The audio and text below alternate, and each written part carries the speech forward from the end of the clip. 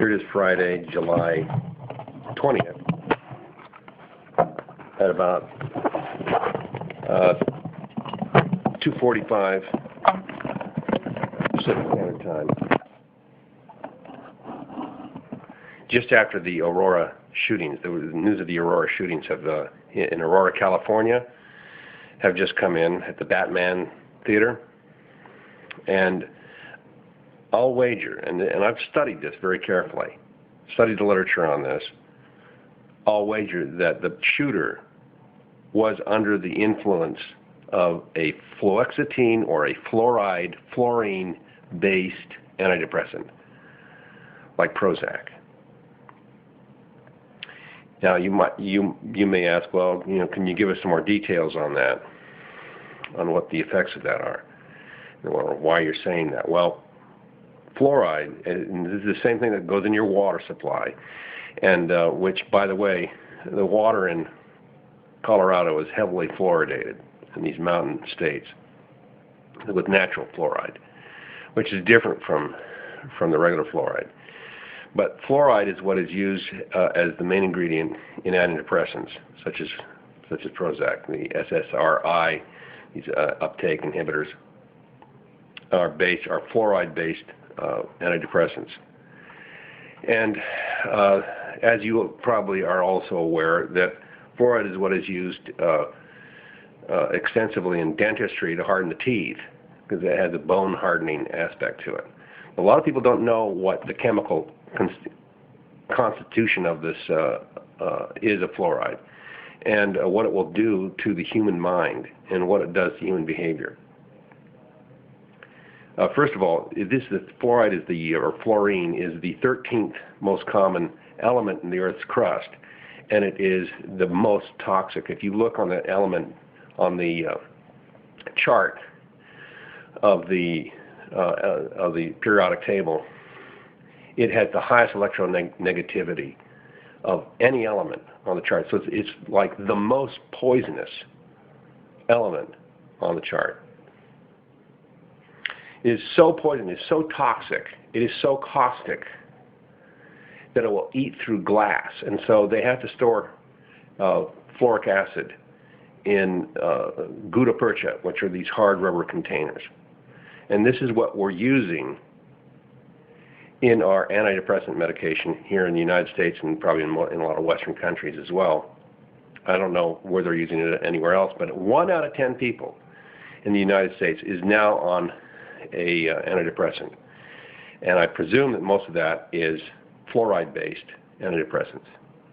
Now, there may have been some developments that I'm not aware of, but this is what I'm telling you is the case. Now, they use this reportedly. The Germans used this during World War II in their concentration camps to settle people down, to make them feel complacent, because this is one of the major psychological effects of fluoride, is that it will give you a sense of well-being. But it also has another strange effect, which is it makes people a little paranoid. But it's a benign paranoia. In other words, they don't care. They don't get. It's sort of almost like an alienation. So they have a feeling of well-being. They also have a feeling that they really don't care about what's going on, what's happening, and they have a feeling that they're surrounded by enemies.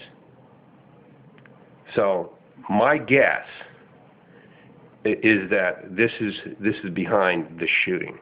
This is totally crazy that anybody would do such a thing.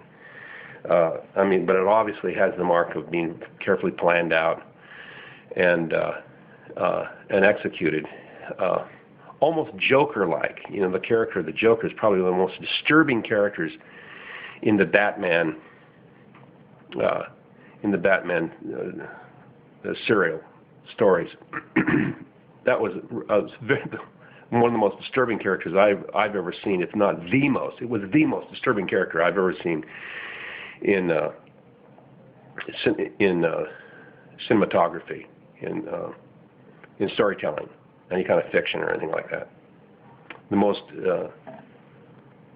disturbed character, because he doesn't feel any pain. He doesn't really care. So I imagine there's probably some sort of an emotional link there with that character in this shooting. But I don't think it would have happened if these people or this person wasn't on a fluoride-based antidepressant. Now, think for a moment what this does to you. It's in your toothpaste. It's in your cooking. It's in your clothing. They put it in a lot of different things. But probably the biggest dose that people get of fluoride on a regular basis is in toothpaste every night. You're putting that in your mouth, swallowing it, and it's going into your body. Well, if that's going to make your teeth hard, what do you think it's doing to your organs? I mean, think about it. I mean, it's just use your common sense.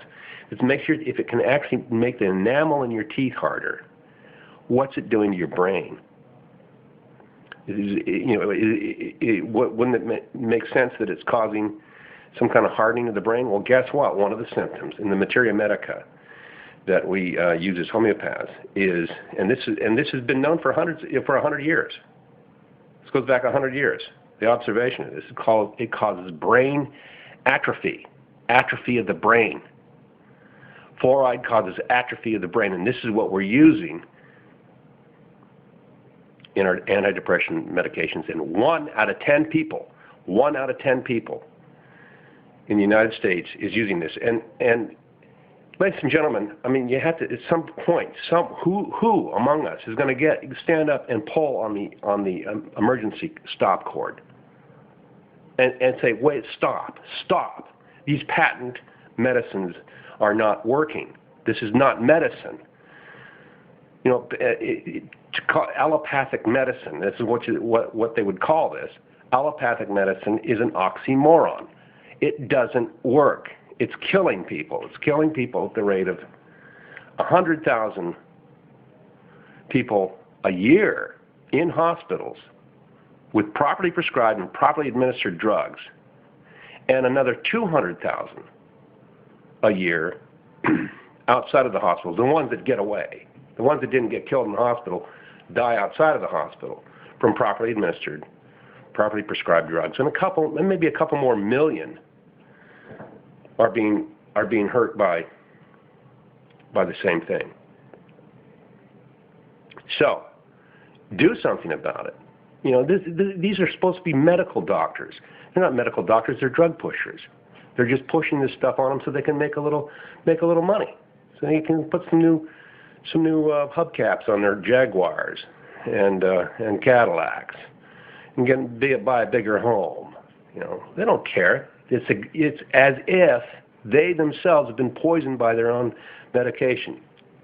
Whereas they don't care about what's going on. They don't care who they're hurting with their drugs.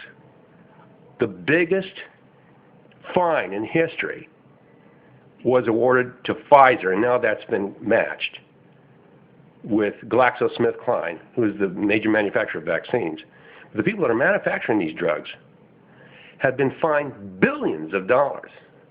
You know, just between those two companies, that's $6 billion in fines, and it's a criminal indictment. This isn't just a civil thing. This is from the U.S. Justice Department, are convicting these companies of criminal acts for bribing doctors to push these drugs that are untested for what they're specified for. I mean, just turn on the TV and listen American TV and watch some of these drug ads. You'll see what I'm talking about. The contraindications of these things are amazing. You know, they're talking about loss of sexual desire, impotency, other problems. You know, and that's what allopathy means. It means other symptoms. It means a form of so-called medicine that creates other symptoms. It's not medicine. You're not mainstream medicine is not medicine. And you're being scammed. It's just all for the money. There is a better form of medicine. It's called homeopathy. And all vaccinations, for example, are homeopathic, even though they're administered very crudely, in the crude form. And the people that are administering these so-called vaccinations really don't know anything about really what it is that they're dealing with or how to properly administer it. Nevertheless, it's still based on the homeopathic principle. So homeopathy is the answer to the problem. A lot of these problems can be treated psychiatrically with homeopathy. But you know, it gets tougher and tougher when you start throwing all these toxins in the mix. Then we have to deal with that as homeopaths. So look into this. Do something about it. You know, look into homeopathy as an alternative. They don't want you to use it because it can't be patented. They can't have intellectual property rights on it. They can't make a huge amount of money on it. So it's a real threat to their portfolios. But you know, you don't have to take care of them. It's you know their financial security and their financial success is not your responsibility. Your health is your responsibility. So look into this thing. Anyway, to reiterate, the shooting in Aurora was caused by a fluoxetine-based antidepressant. Mark my words, see if I'm right. Friday, July 20th, 2012.